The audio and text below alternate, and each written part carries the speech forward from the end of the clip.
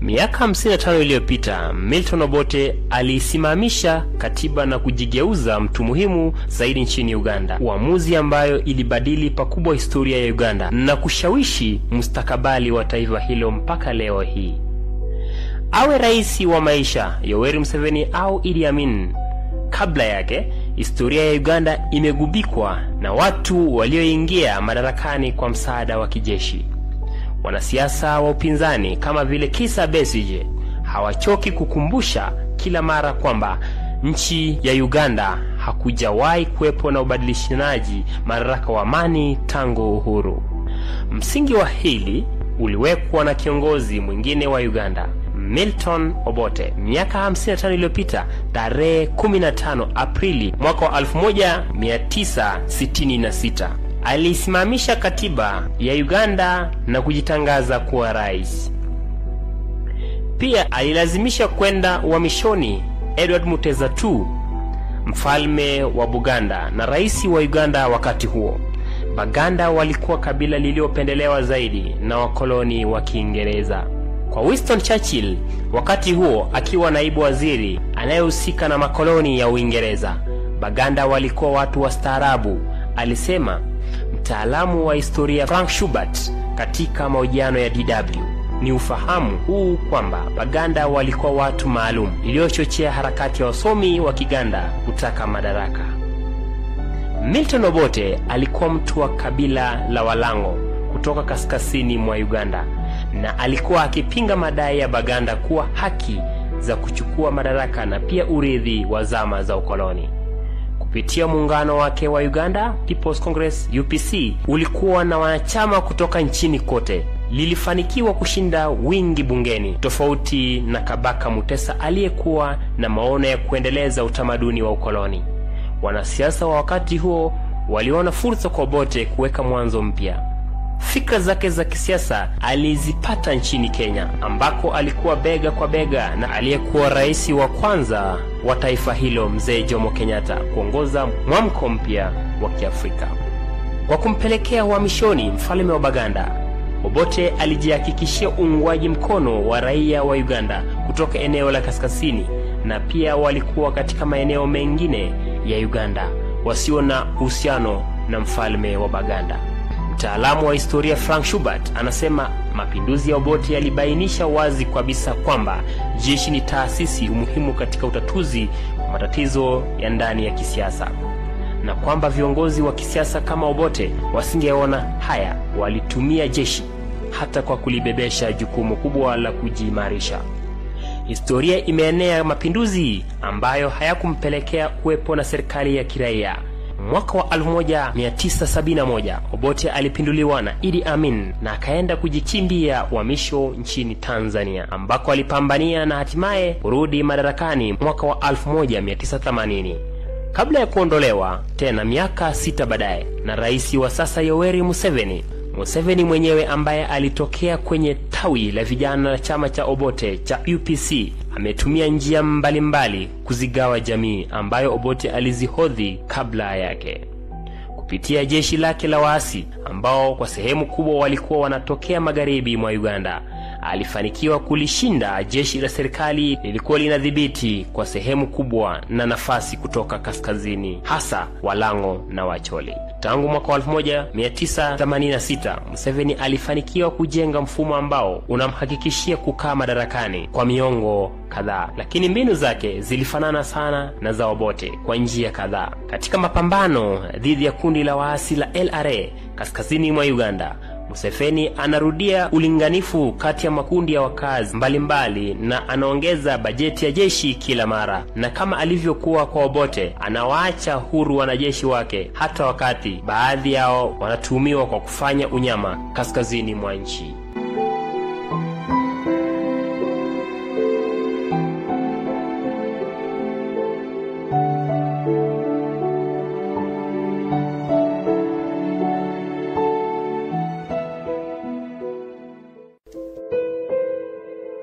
Miaka 55 iliyopita, Milton Obote alisimamisha katiba na kujigeuza mtu muhimu zaidi nchini Uganda. Uamuzi ambayo ilibadili pakubwa historia ya Uganda na kushawishi mustakabali wa taifa hilo mpaka leo hii.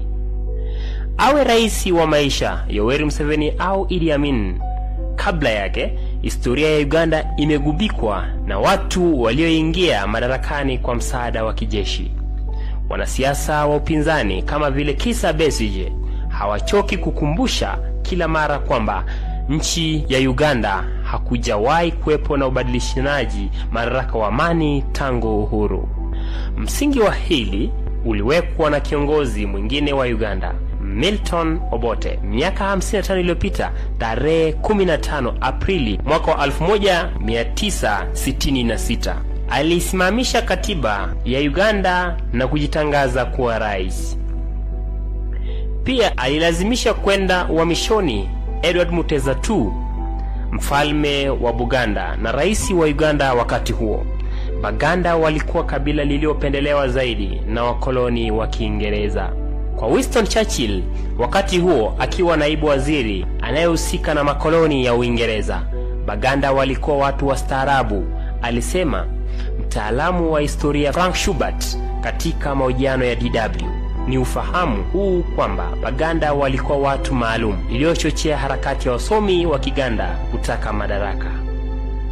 Milton Obote alikuwa mtu wa kabila la Walango kutoka kaskazini mwa Uganda, na alikuwa akipinga madai ya Baganda kuwa haki za kuchukua madaraka na pia urithi wa zama za ukoloni. Kupitia muungano wake wa Uganda People's Congress UPC ulikuwa na wanachama kutoka nchini kote, lilifanikiwa kushinda wingi bungeni, tofauti na Kabaka Mutesa aliyekuwa na maono ya kuendeleza utamaduni wa ukoloni. Wanasiasa wa wakati huo waliona fursa kwa Obote kuweka mwanzo mpya. Fikra zake za kisiasa alizipata nchini Kenya, ambako alikuwa bega kwa bega na aliyekuwa rais wa kwanza wa taifa hilo, Mzee Jomo Kenyatta, kuongoza mwamko mpya wa Kiafrika. Kwa kumpelekea uhamishoni mfalme wa Baganda, Obote alijihakikishia uungwaji mkono wa raia wa Uganda kutoka eneo la kaskazini, na pia walikuwa katika maeneo mengine ya Uganda wasio na uhusiano na mfalme wa Baganda. Mtaalamu wa historia Frank Schubert anasema mapinduzi ya Obote yalibainisha wazi kabisa kwamba jeshi ni taasisi muhimu katika utatuzi wa matatizo ya ndani ya kisiasa, na kwamba viongozi wa kisiasa kama Obote wasingeona haya walitumia jeshi hata kwa kulibebesha jukumu kubwa la kujiimarisha. Historia imeenea mapinduzi ambayo hayakumpelekea kuwepo na serikali ya kiraia. Mwaka wa 1971 Obote alipinduliwa na Idi Amin na akaenda kujikimbia uhamisho nchini Tanzania, ambako alipambania na hatimaye kurudi madarakani mwaka wa 1980. Kabla ya kuondolewa tena miaka 6 baadaye na rais wa sasa Yoweri Museveni. Museveni mwenyewe ambaye alitokea kwenye tawi la vijana la chama cha Obote cha UPC ametumia njia mbalimbali kuzigawa jamii ambayo Obote alizihodhi kabla yake.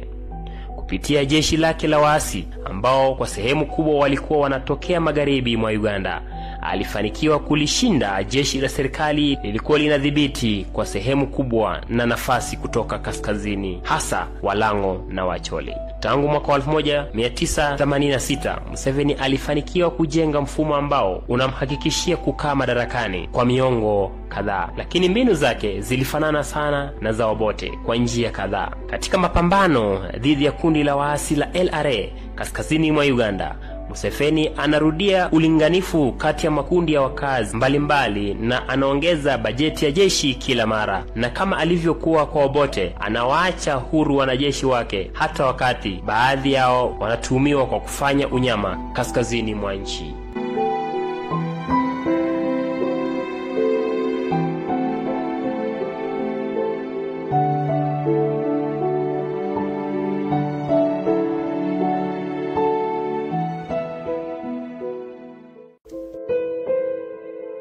Miaka 55 iliyopita Milton Obote alisimamisha katiba na kujigeuza mtu muhimu zaidi nchini Uganda, uamuzi ambayo ilibadili pakubwa historia ya Uganda na kushawishi mustakabali wa taifa hilo mpaka leo hii.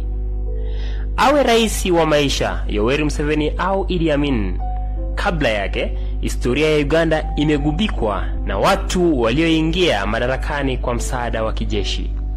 Wanasiasa wa upinzani kama vile Kizza Besigye hawachoki kukumbusha kila mara kwamba nchi ya Uganda hakujawahi kuwepo na ubadilishanaji madaraka wa amani tangu uhuru. Msingi wa hili uliwekwa na kiongozi mwingine wa Uganda, Milton Obote, miaka 55 iliyopita, tarehe 15 Aprili mwaka wa 1966. Alisimamisha katiba ya Uganda na kujitangaza kuwa rais. Pia alilazimisha kwenda uhamishoni Edward Mutesa II, mfalme wa Buganda na rais wa Uganda wakati huo. Baganda walikuwa kabila lililopendelewa zaidi na wakoloni wa Kiingereza. Kwa Winston Churchill, wakati huo akiwa naibu waziri anayehusika na makoloni ya Uingereza, Baganda walikuwa watu wastaarabu, alisema mtaalamu wa historia Frank Schubert katika mahojiano ya DW. Ni ufahamu huu kwamba Baganda walikuwa watu maalum iliyochochea harakati ya wasomi wa Kiganda kutaka madaraka. Milton Obote alikuwa mtu wa kabila la Walango kutoka kaskazini mwa Uganda, na alikuwa akipinga madai ya Baganda kuwa haki za kuchukua madaraka na pia urithi wa zama za ukoloni. Kupitia muungano wake wa Uganda People's Congress UPC ulikuwa na wanachama kutoka nchini kote, lilifanikiwa kushinda wingi bungeni, tofauti na Kabaka Mutesa aliyekuwa na maono ya kuendeleza utamaduni wa ukoloni. Wanasiasa wa wakati huo waliona fursa kwa Obote kuweka mwanzo mpya. Fikra zake za kisiasa alizipata nchini Kenya, ambako alikuwa bega kwa bega na aliyekuwa rais wa kwanza wa taifa hilo, Mzee Jomo Kenyatta, kuongoza mwamko mpya wa Kiafrika.